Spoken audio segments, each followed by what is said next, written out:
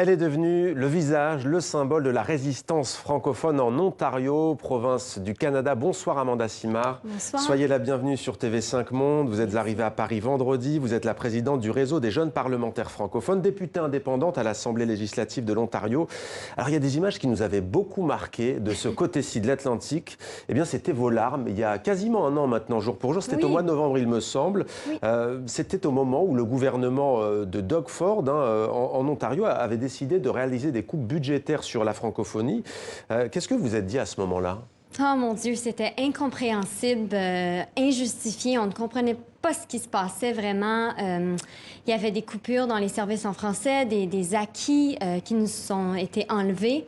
Alors, il fallait se tenir debout. Pour la francophonie, pour les francophones en Ontario, mais aussi partout à travers le Canada, à l'extérieur du Québec. Alors, vous savez... Pour vous, c'était un mauvais signal? Oui, définitivement. Définitivement. Il fallait vraiment prendre notre place. Et parce que c'est une lutte constante pour nous déjà contre l'assimilation. Vous savez, on le dit, le français, ça s'apprend, mais l'anglais, ça s'attrape.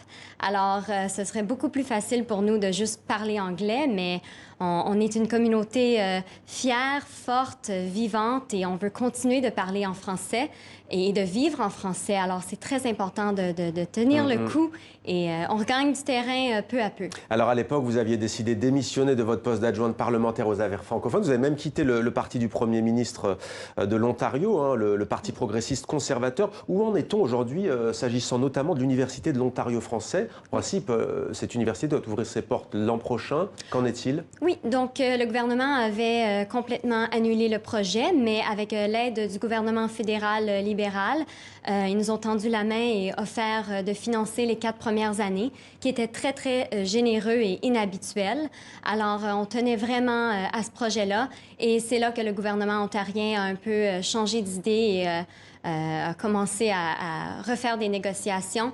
Et finalement, ça va aller de l'avant, mais ça a pris beaucoup, beaucoup de pression et de manifestations.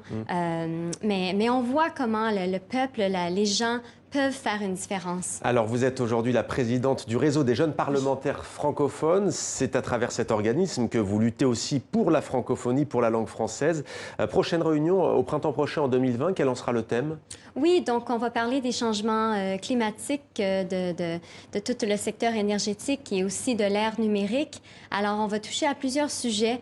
Et c'est très important pour nous, les jeunes francophones parlementaires, de s'unir et de solidifier un peu la place de la francophonie sur la scène internationale. Alors, l'Assemblée parlementaire de la francophonie, l'APF, a créé ce réseau pour donner la place aux jeunes francophones parlementaires, d'avoir un siège à la table et de pouvoir être bien représentés au niveau mondial, sur la scène internationale.